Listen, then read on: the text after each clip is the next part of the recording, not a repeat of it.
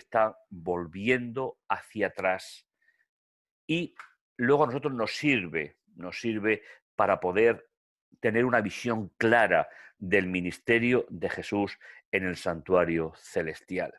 Yo no conozco, mis hermanos, qué pasa en Ecuador, pero en Europa hay un fuerte movimiento que se llama mesiánico, que están intentando reconstruir el templo de Jerusalén y están intentando establecer el sacerdocio levítico como lo fue antes de Jesús.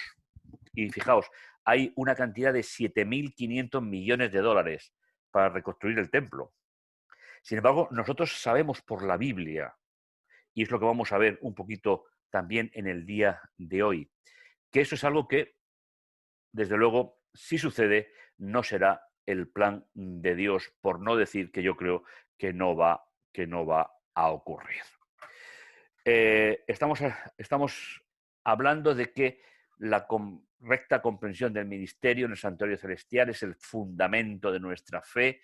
Creo que esto tenemos que entenderlo realmente como se plantea. ¿Y por qué necesitamos un santuario? Pues como veíamos ayer, es el método que Dios utiliza para perdonar el pecado.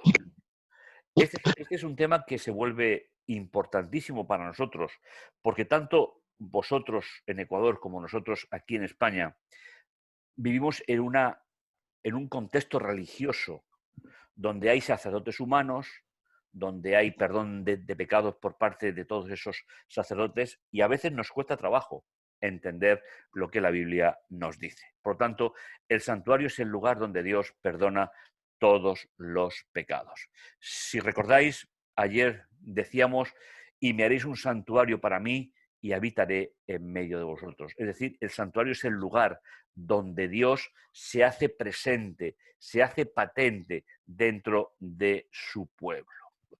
Estuvimos viendo ayer, me gustaría recordarlo con vosotros, si buscamos en el capítulo 9, nos va a dar la visión, recordar los destinatarios de la carta, es decir, los primeros que leen la carta a los hebreos, conocían perfectamente el sistema del santuario, había sido la historia de su pueblo durante más de 1500 años, desde el Sinaí, pero esta comunidad, que no sabemos dónde estaba, que no sabemos exactamente quién era, ya que en la carta no nos lo dice, después de haber aceptado a Jesús, después de haber aceptado la obra mediadora de Jesús, por una crisis de fe particular, colectiva, todos esos detalles se ven a lo largo de la carta, están volviendo a un sistema que, como decíamos ayer, si recordáis, en el capítulo 9, para que podamos hacer el paso de un santuario a otro, dice, pues, el primero, pues, estamos en el 1, también tenía sus partes de reglas de culto y el santuario terrenal. Del 2 al 5 nos describe cuál era la geografía, es decir, cuál era la dimensiones, orientación, las partes del santuario. Creo que eso nosotros como adventistas lo solemos conocer bastante bien, porque el tabernáculo fue preparado así en la primera estancia, llamada lugar santo, estaba el candelabro, la mesa, los panes. Tras el segundo velo estaba la parte del tabernáculo llamada lugar santísimo, que tenía un incensario de oro, y el arca de la alianza cubierta de oro por todas partes, en la que estaba una urna de oro que contenía el maná, la vara de Aarón que reverdeció y las tablas de la alianza. Mis hermanos, cuando hablamos de estos tres elementos, aunque se suele hacer más importancia en las tablas, lógicamente, pero hay cosas que tenemos que recordar, porque para la primera alianza eran muy, muy importantes. ¿Por qué Dios mandó introducir dentro del arca estos tres elementos fundamentales? Un jugo que comemos ahorita, una Si botella. recordáis, mis hermanos, si recordáis, fue a través del maná como Dios sostuvo a su pueblo durante muchos años. Cada mañana enviaba el maná. El viernes mandaba doble ración, el sábado no mandaba, como bien todos sabemos. Por tanto, que el maná esté dentro del arca simboliza el cuidado permanente de Dios por el sustento de su pueblo. En segundo lugar, que la vara de Aarón que reverdeció esté dentro del arca tiene que ver con la elección de la tribu de Leví como sacerdotes.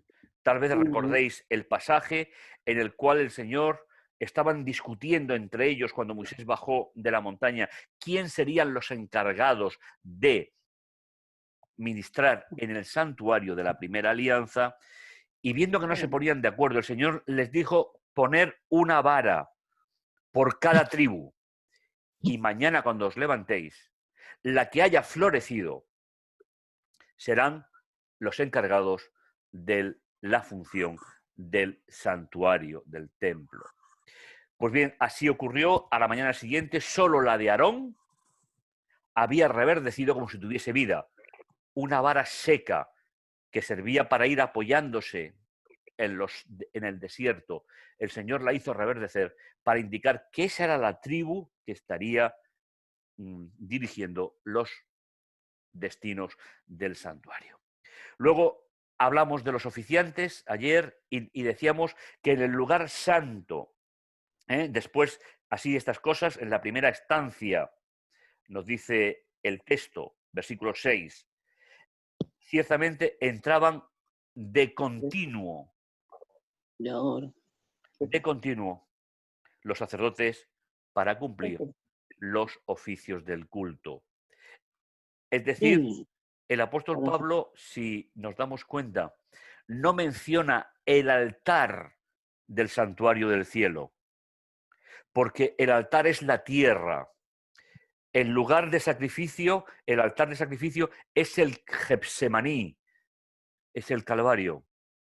El apóstol que escribe después de la resurrección de Jesús solamente se encarga de que visionemos los dos departamentos del santuario en el cielo. Dice, pero en la segunda solo el sumo sacerdote, versículo 7, una vez al año con sangre, la cual ofrecía por sí mismo y por los pecados de ignorancia del pueblo. Y en el 8 dice, indicando que con esto el Espíritu Santo, que aún no estaba abierto el camino al santuario, es decir, mientras funcionaba un santuario, no puede funcionar otro santuario. Porque sabéis, hermanos, en la perspectiva bíblica solo puede haber un templo, no puede haber nada más que un templo solo. Eso será un tema que desarrollaremos un poquito el viernes. Y en el versículo 9, el último que tenemos aquí dice, lo cual es símbolo para el tiempo presente. Y ayer decíamos, si os acordáis, lo cual es una parábola. Me parece una genialidad por parte del apóstol Pablo comparar el santuario terrenal con el santuario celestial a través de una parábola. Me parece algo realmente espectacular. Lo cual es una parábola para el tiempo presente, según el cual se presentan ofrendas y sacrificios. ¿Y para qué sirve? Es decir, valor del primer pacto, la última parte, que no pueden perfeccionar con respecto a la conciencia al que ofrece ese servicio.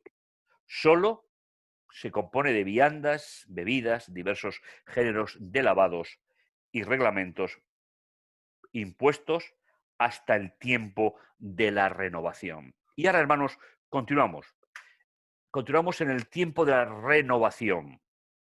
Si leéis en el versículo 11, en la primera parte, dice, pero habiendo venido el Mesías, sumo sacerdote de los bienes llegados, de los bienes que nos han llegado. Y fijaos cómo pasamos de este santuario que todos conocéis. Creo que a nadie le será nuevo un dibujo parecido a este. Las tribus estaban alrededor, cada 3, 3, 3 y 3. La tribu de Leví no tenía reparto en el terreno, sino que eran los que se encargaban de hacer los servicios del culto en el santuario terrenal, luego en el templo de Jerusalén. Si veis, está orientado, lo decíamos ayer, hacia el oeste. Aquí tenemos el este, con lo cual cuando el sacerdote entraba por la mañana, el sol lo tenía a la espalda. Y así el Señor evitó que tuviesen la tentación de adorar al sol como lo había sido durante los 400 años de esclavitud en Egipto. Pues bien, para que podamos disfrutar de lo que el apóstol nos dice con respecto al segundo pacto. Fijaos, o la nueva alianza. La segunda parte del versículo 11, lo leemos entero. Pero habiendo venido el Mesías, sumo sacerdote de los bienes llegados. Esa es la gran novedad. La gran novedad es que pasamos, mis hermanos, de un santuario en la tierra, pasamos a una realidad celestial. Mis hermanos, esta doctrina tan importante en la Biblia solamente la podréis encontrar en una iglesia adventista.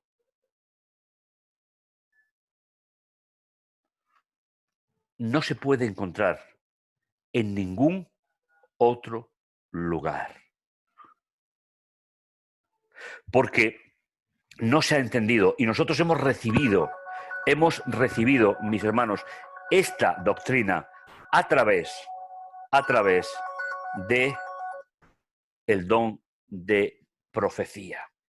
Con lo cual, el Señor nos echó una mano a través de su profeta del último tiempo para que podamos comprender mejor, después de toda la historia del cristianismo, cuál es el plan de salvación.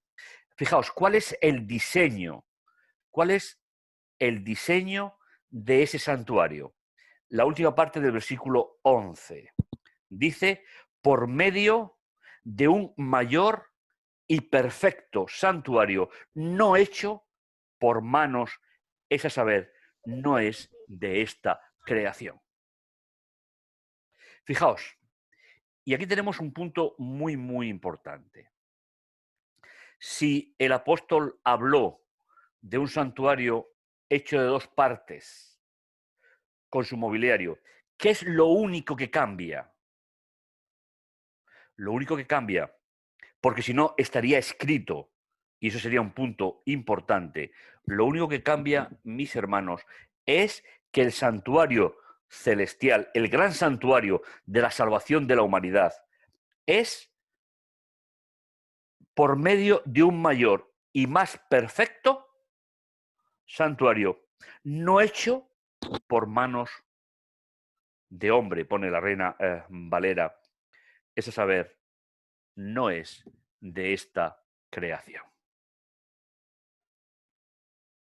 Mis hermanos, cuando hablamos con personas que no comparten nuestra fe, les cuesta muchísimo trabajo entender esta realidad.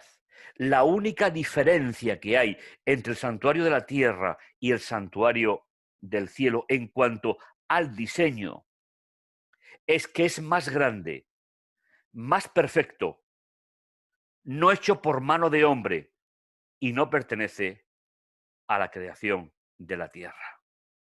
Esas son las características fundamentales. Y en cuanto a los oficiantes, ¿os acordáis?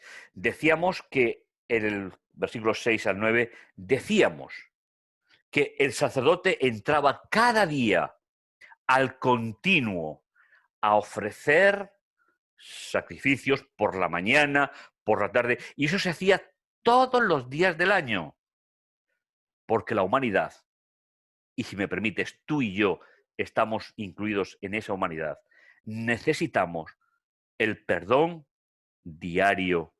Porque como hemos estado hablando en los capítulos anteriores, en los temas anteriores, desde la entrada del pecado de Adán y Eva, El ser humano no sabe relacionarse con Dios, no sabe relacionarse consigo mismo y no sabe relacionarse con los demás. Con lo cual, cuando cometemos ese error, necesitamos la intervención de Dios en nuestra vida. Pues bien, mis hermanos, ¿cuál es el oficiante de el santuario del segundo pacto de la nueva alianza? Los versículos 12 y 13. Ni por medio de la sangre de machos cabríos ni de becerros. ¿Os acordáis que en los oficiantes de la primera parte nos decía que cogían los animales, los sacrificaban mañana, tarde, pero ahora todo eso ha cambiado? Y es la perspectiva de cómo Dios salva al ser humano, de cómo Dios nos salva en nuestra vida. Dice, ni por medio o a través de su propia sangre, ni por medio de la sangre de machos cabríos ni de becerros, sino por medio de su propia sangre, entró una vez por todas en el santuario, habiendo asegurado, y aquí es donde podemos encontrar finalmente la respuesta de cuál es la diferencia entre una alianza y la otra, ya que la primera era una parábola que representaba una realidad celestial superior. Dice, habiendo asegurado, versículo 12 al final, la eterna redención. Porque si la sangre de los machos cabríos y de los toros, la ceniza de las becerras rociadas, santifica para la purificación de la carne.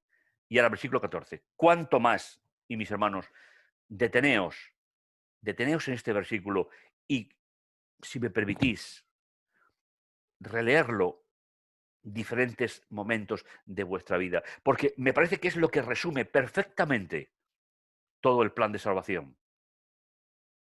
Mis hermanos, yo necesito un Salvador. Yo necesito un Redentor. Y si me permites, me da la impresión de que tú también necesitas un Salvador. Por eso dice en el versículo 14, cuánto más la sangre del Mesías, quien mediante el Espíritu Eterno se ofreció a sí mismo sin mancha a Dios, limpiará nuestras conciencias de todas las obras muertas para servir al Dios vivo. Mis hermanos, permitidme, antes de pasar al siguiente tema, permitidme hacer un pequeño resumen porque creo que es el mejor resumen bíblico que tenemos en la Biblia. Y sabéis, mis hermanos, si este es el fundamento de nuestra fe y de nuestra esperanza, para poder explicarlo a otros, aquí en el Zoom, como hemos dicho, tenemos, que yo sepa, 3 profesores, según se decía el primer día, más nuestro hermano Renaude, que también lo es. Y yo, si pudiese preguntaros a vosotros como profesores, como cuando yo doy clase en la Universidad Adventista, ¿un profesor puede enseñar algo que no sabe? Indudablemente que no. Por eso, mis hermanos, si esta es la doctrina fundamental con la cual el Señor me rescata del pecado y sus consecuencias, ¿no creéis que es una gran necesidad de compartir con todos los grupos cristianos y no cristianos el plan de salvación? ¿Y qué hay que hacer para ello? Yo tengo que aprenderlo para poder compartirlo. Por lo tanto, si queréis, yo os puedo enviar después esta presentación para que la tengáis. No lleva ningún tipo de copyright, simplemente es un estudio personal de muchos años, pero creo que merece la pena. Repasamos. Primera alianza. La primera alianza, mis hermanos, perdonadme, la primera alianza. Aquí la tenemos. Versículo 9. ¿Pero para qué servía esa alianza? con su diseño, lugar santo, lugar santísimo, los candelabros, la mesa, el arca, oficiales sacerdotes humanos, sumos sacerdotes humanos. ¿Cuál era el valor de eso? No podía llevar a la perfección al creyente. Sin embargo, habiendo venido el Mesías, que es el centro, es la frase que pasa de un pacto al otro, y que, por cierto, el sábado, en la Santa Cena, Jesús utilizará la frase cumbre de su ministerio. Esta es la sangre de la nueva alianza. Recordar que está ligado a la Santa Cena que tendremos el sábado a las 11 de la mañana para vosotros. Y nos dice que habiendo llegado el Mesías, hemos pasado de un santuario hecho por mano de hombre a un santuario que no es hecho por mano de hombre y que no es de esta generación y que tiene un solo oficiante, uno solo, que asume sobre sí todas las funciones del sacerdote y del sumo sacerdote.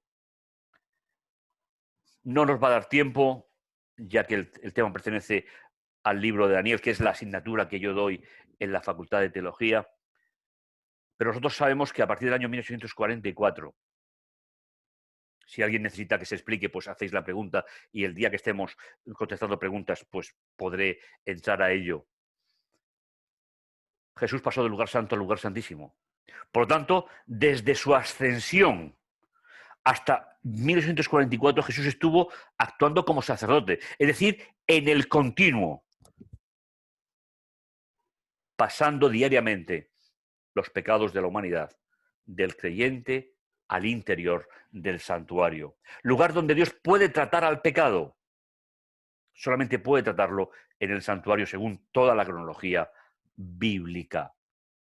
Y finalmente, en el versículo 14, cuanto más la sangre del Mesías, ya que los oficiantes sacrificaban animales, cuanto más la sangre del Mesías, mis hermanos, quien mediante el Espíritu eterno se ofreció a sí mismo sin mancha, limpiará nuestras conciencias de las obras muertas para servir al Dios vivo.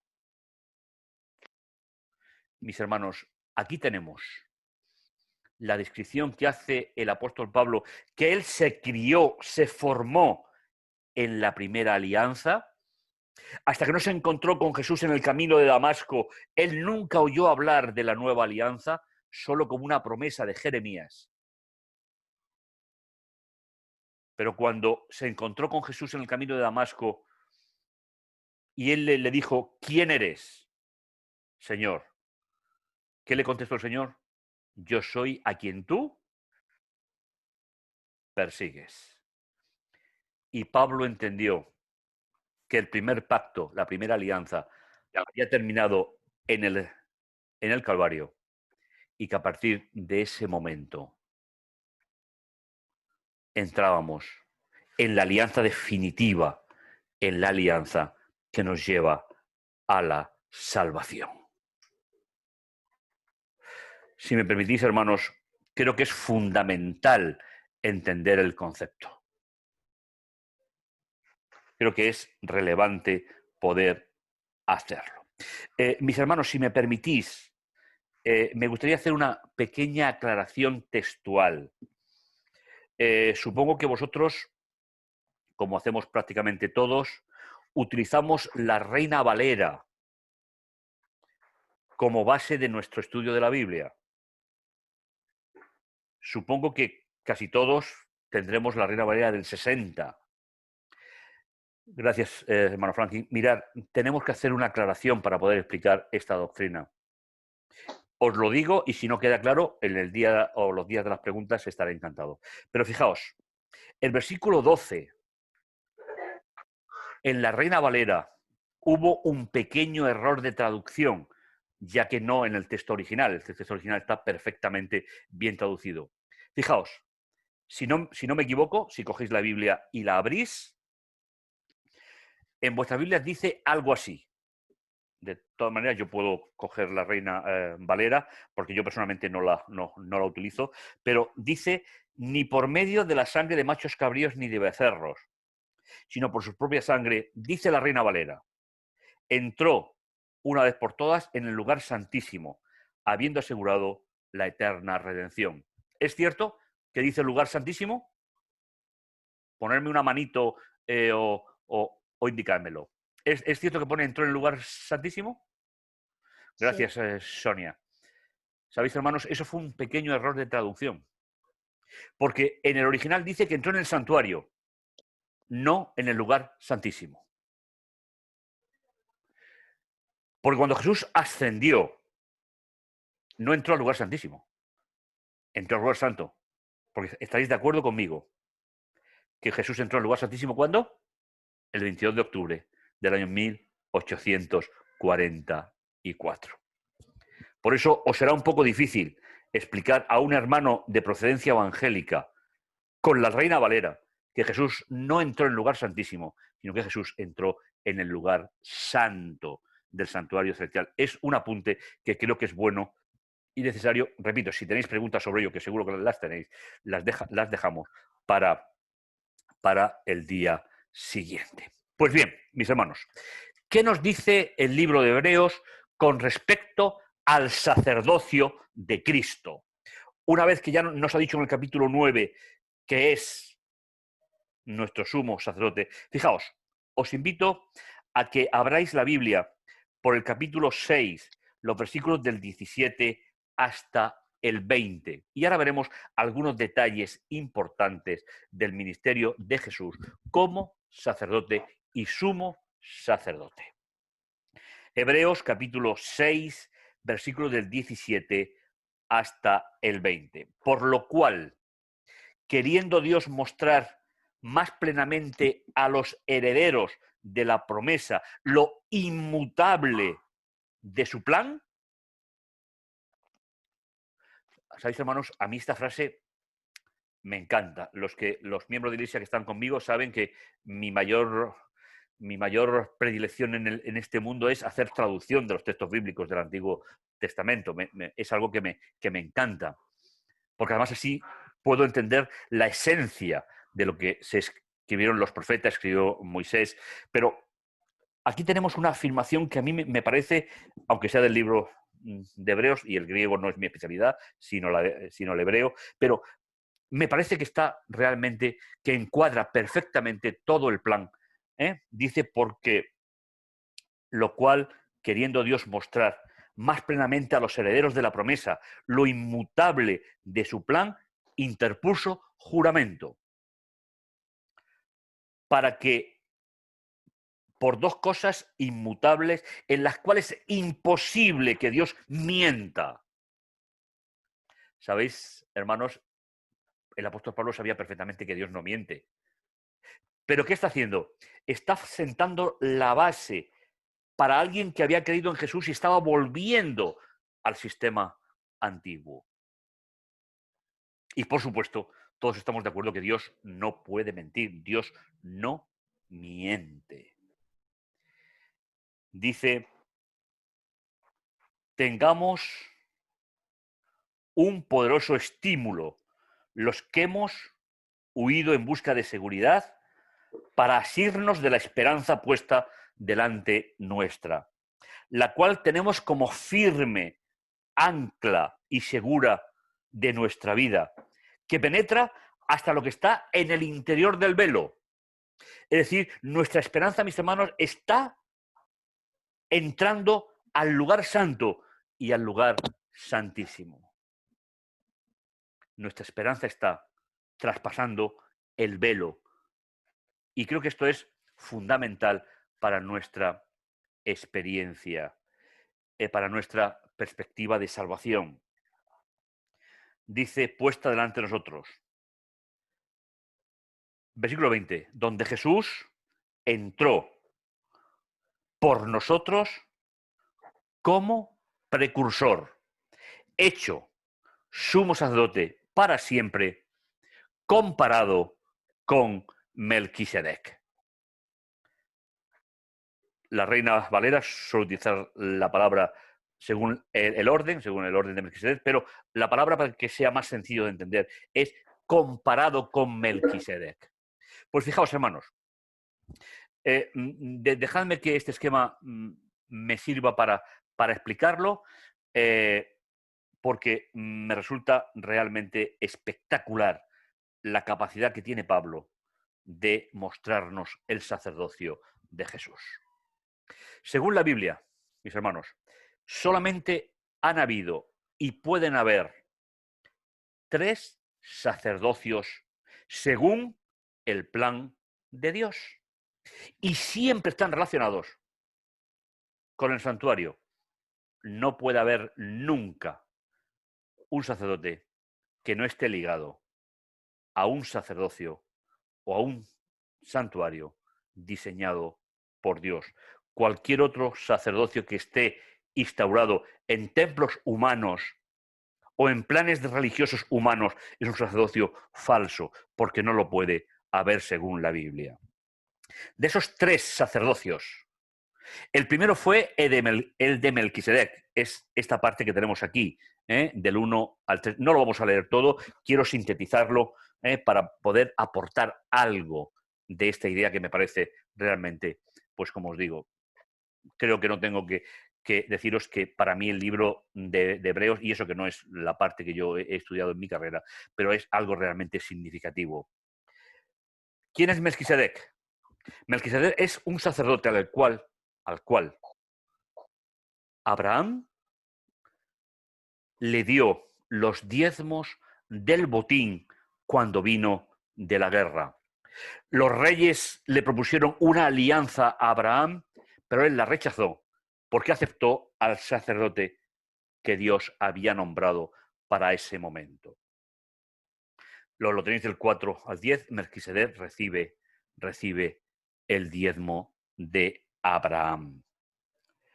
Fijaos, dice el versículo 4, considerad pues cuán grande era este a quien Abraham, el patriarca, dio el diezmo de lo mejor del botín.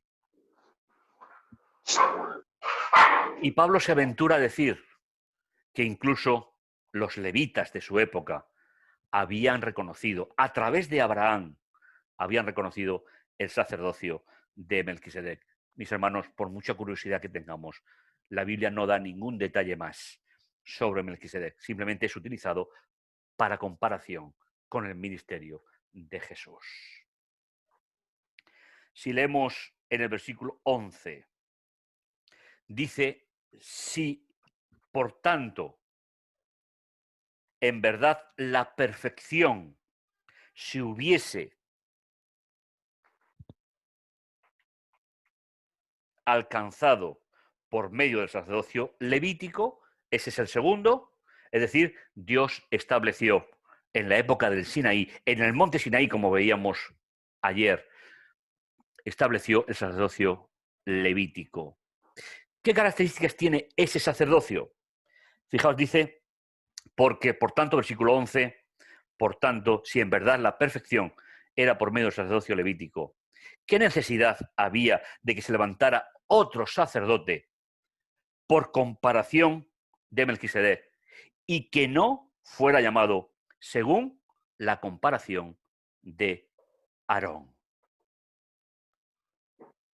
Porque cambiando el sacerdocio, dice el versículo 12, porque cambiando el sacerdocio, también ocurre que tiene que haber un cambio de ley. Es decir, cuando se pasa del sacerdocio levítico al sacerdocio de Jesús, ya nunca más habrá, según el plan divino, un sacerdote humano. Y eso es importante, porque a través de la Edad Media se puso un sacerdocio humano, que todos conocéis, pero no solamente en el contexto en el cual vivimos vosotros y nosotros, sino en el este de Europa está la Iglesia que está en el mundo, pues, del Oriente, y muchas otras iglesias que tienen un sacerdocio humano.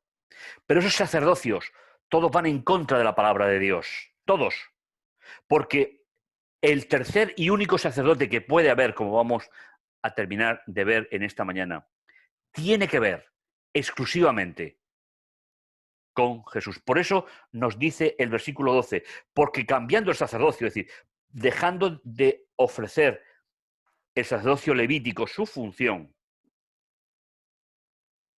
hay que cambiar la ley del sacerdocio. Es decir, cuando Jesús resucitó, nunca más para Dios, nunca más para la nueva alianza, habría un sacerdote humano que se tenía que cambiar.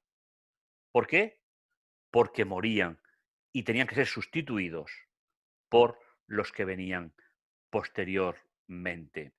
Por eso nos dice el texto, porque aquel, versículo 13, aquel acerca del cual se dicen estas cosas, es de la tribu de la cual nadie sirvió en el altar. Porque es evidente que nuestro Señor surgió de la tribu de Judá, una tribu sobre la cual nada habló Moisés acerca de los sacerdotes. ¿Sabéis? La Biblia nos dice que Melquisedec era rey y sacerdote. Y Jesús, por nacimiento, era rey. Porque la tribu de Judá fue la tribu diseñada por Dios en el Sinaí para que fuese la tribu de la cual nacería el Mesías. Por eso, comparar a Melquisedec con Jesús es muy fácil. Melquisedec era rey y sacerdote. Y Jesús era, por nacimiento, rey, tribu de Judá, y por designación, sacerdote. Por eso el apóstol Pablo dice, por comparación con Melquisedec. ¿Y cuál es, mis hermanos, el verdadero sentido del ministerio de Jesús? Versículo 14. Versículo 15. Y es aún más evidente que si comparamos a Jesús con Melquisedec, se levanta otro sacerdocio, el cual, mis hermanos, este es el versículo más importante de todo el capítulo 7, según el cual ha sido constituido, no según la ley de un mandamiento carnal, es decir, no según la ley de la herencia que marcaba la sustitución de los sacerdotes cuando morían por los sacerdotes más jóvenes, según Dios había establecido en el Sinaí, sino según el poder de una vida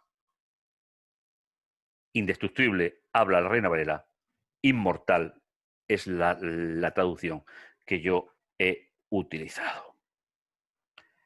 Mis hermanos, 3 sacerdocios. No pueden haber ningún sacerdocio más. El primero fue en la época de Abraham, que terminó cuando falleció. En el Sinaí, Dios, 400 años después, bueno, casi 500 años después, el Señor instaura un sacerdocio que es por herencia, pero habiendo llegado los bienes definitivos, como hemos leído en el capítulo 9.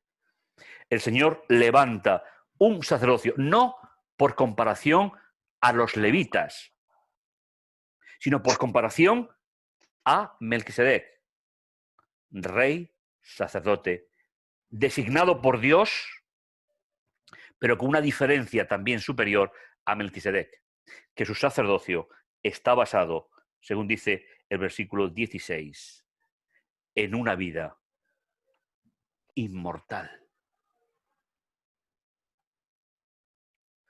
Mis hermanos, yo no sé qué sentís vosotros cuando leemos estos textos, pero a mí personalmente le siento una gratitud especial a nuestro Dios, porque nos ha dejado una guía segura, como el ancla que comentábamos al final del capítulo 6, en la cual depositar nuestra esperanza. ¿Sabéis, hermanos? Dios solamente puede salvar a pecadores. Los ángeles que no se rebelaron no necesitan salvación. Los mundos no caídos no necesitan salvación. Solamente el ser humano necesita la salvación. ¿Y cuál es el ancla segura de nuestra salvación? Aceptar el sacerdocio inmutable de Jesús hasta que regrese.